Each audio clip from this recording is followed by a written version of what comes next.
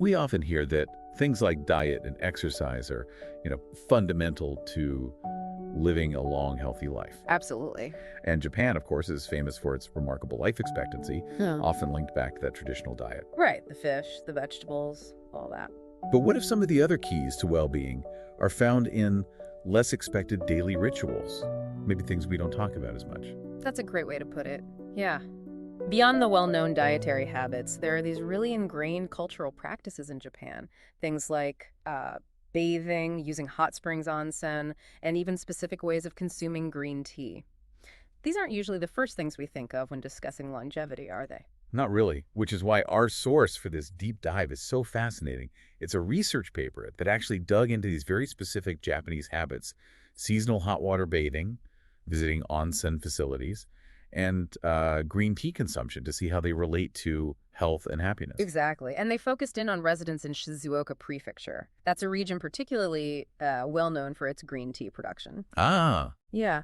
Their goal was really to understand if these activities had measurable associations with like self-rated health, sleep quality, and just overall happiness among people living there. so they wanted to pinpoint potentially healthy activities that maybe should be encouraged, and they looked at year-round effects and even like details like how you drink your green tea, brewed versus bottled. Precisely, that level of detail. So the Hmm. study surveyed a pretty large group, 6,000 residents. They got responses back from just over half, about 3,000 people. Okay, decent response rate. Yeah, 50.9%. And they use statistical methods, logistic regression, to explore the links between these habits and what they called self-rated health, or SRH. SRH. So that covered subjective health, feeling rested, and happiness. That's right. Subjective health status, feeling like you got sufficient sleep and rest, and subjective happiness. And importantly, they controlled for other factors too, like sex, age, and income, to try and isolate the habit's influence. Okay, good. So let's unpack the findings then, because this is where it gets really interesting, especially, I thought, with bathing. I mean, it's huge in Japanese culture, right? Mhm. But they made this sharp distinction between actually soaking in a tub and just, grabbing a shower. Yes, and what's really striking is the contrast they found, just stark. The study reported that daily bathing, and that specifically means soaking in a tub, was consistently associated with positive outcomes, pretty much across the board. Like what specifically? We're talking good subjective health, sufficient sleep and rest, and high subjective happiness. And that held up all year round, regardless of the season. It did, yeah. The paper gives us the odds ratios for daily bathing. It was about 1.27 for good subjective health. So people soaking daily were roughly 27% more likely to report good subjective health compared to those who didn't. Okay. For sufficient sleep, it was even stronger, 1.41, so 41% more likely. And for high subjective happiness, 1.35, about 35% more likely. Those are, pretty solid associations for just a daily habit. Yeah, definitely. Did they suggest why? What's the mechanism? Well, the researchers propose it's primarily the thermal effect, the hot water itself. Soaking in warm water helps dilate blood vessels, which improves circulation, Right. and that can help deliver oxygen better, remove waste products, basically refreshing the body. And that could lead to better sleep and just feeling better overall. But then you look at the flip side, what they found for people who reported only showering. Exactly. And the results were, well, essentially the opposite. Taking showers only was associated with poor subjective health, insufficient sleep and rest, although that sleep link was maybe a bit less clear in summer, Okay. and low subjective happiness. Wow. So based on this study, not soaking, just showering, Mm-hmm. seems linked to negative outcomes in these areas. That's what the association suggests. The odds ratios were below 1, reflecting that. Around 0.75 for poor subjective health if you only shower, 0.69 for insufficient sleep, and 0.66 for low subjective happiness. And the paper kind of suggests this is because showering, while it gets you clean, it just doesn't provide that deep body warming needed for those same physiological benefits you get from a proper soak. That really highlights the type of bathing as being crucial here. Soaking good, showering only. Maybe not so much for these particular benefits. What about onsen then? The hot springs, they're often more recreational, right? Right. So the study looked at that too. They found that using onsen facilities at least monthly was associated with high subjective happiness. Okay, specifically happiness for onsen. Yeah, that was the main link they found, an odds ratio of 1.25.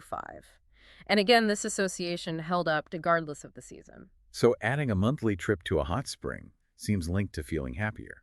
It seems so. And the paper also mentions, kind of in passing, that other studies point to even broader potential health benefits from onsen visits. Things like possibly reducing mortality risk from stroke, cardiovascular disease, even bone fractures, and improvements in mental health, too. Right, that makes sense. I mean, you go to an onsen to relax, right? Yes. It's a break. Exactly. It's often seen as leisure, a form of relaxation, a break from the daily grind. The paper frames them exactly that way, as recreation contributing to mental well-being, specifically happiness.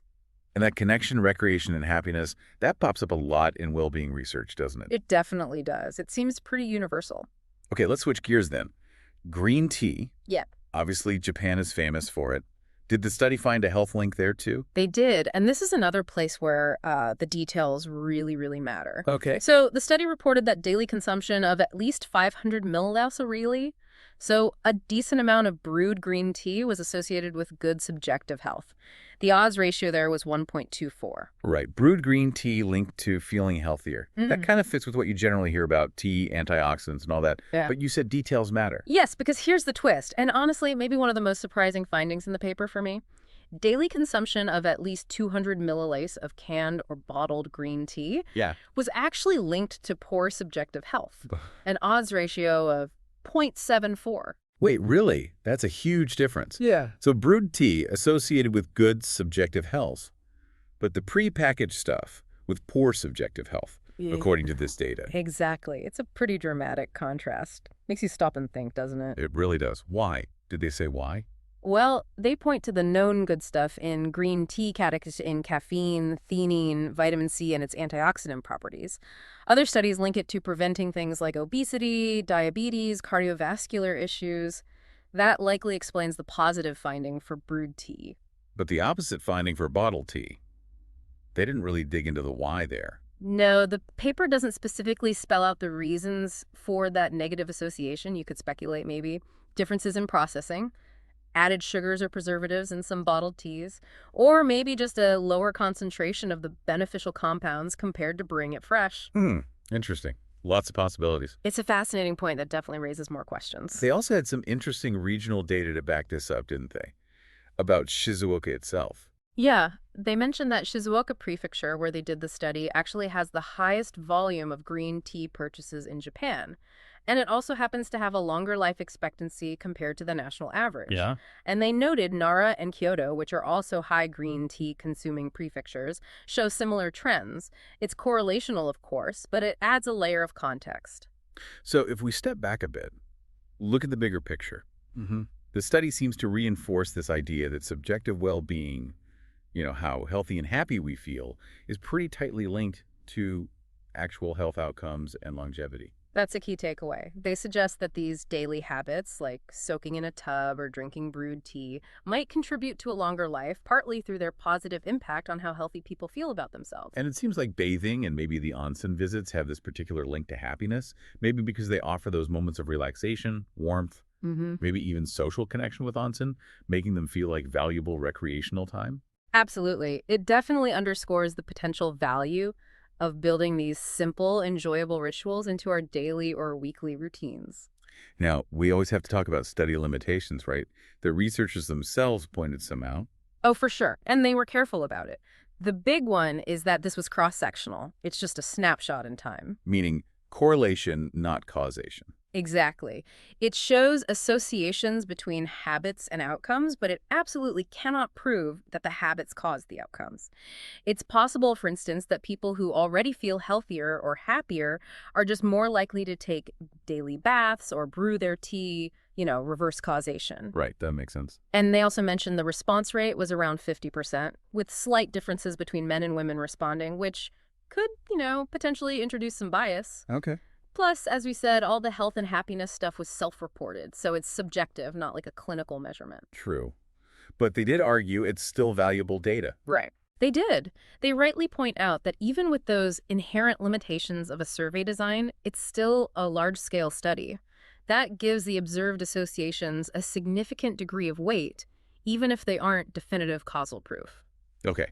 So, pulling back from Shizuoka specifically, what can we, wherever we're listening from, maybe take away from these findings?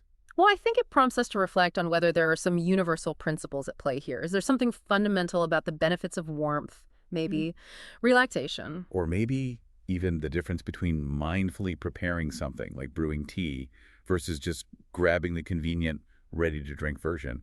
Could that distinction have similar effects on our well-being, regardless of the specific culture? It's possible, taking that moment to soak in warm water, prioritizing a simple ritual like brewing tea.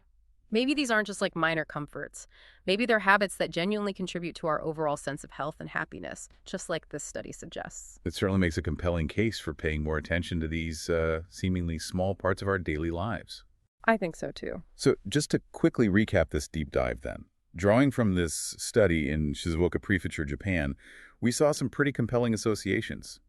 Daily hot water bathing soaking, that is monthly onsen visits, and daily consumption of brewed green tea were all linked to better subjective health, sufficient sleep, and higher subjective happiness. And crucially, the study highlighted that stark contrast, finding that showering only and consuming canned or bottled green tea were linked to the opposite things like poor subjective health and insufficient sleep. Right. And the researchers wrapped up by suggesting that these particular habits, soaking, onsen, brewed tea, might be beneficial enough that they should be actively encouraged, maybe even included in public health promotion in Japan. Which kind of leaves us with this final thought for you, the listener, to consider. Reflecting on these findings, how do you think seemingly simple daily habits, even the ones just focused on comfort or enjoyment, like taking a hot bath or mindfully making a cup of tea, how might those actually contribute to our overall sense of health and happiness in the long run?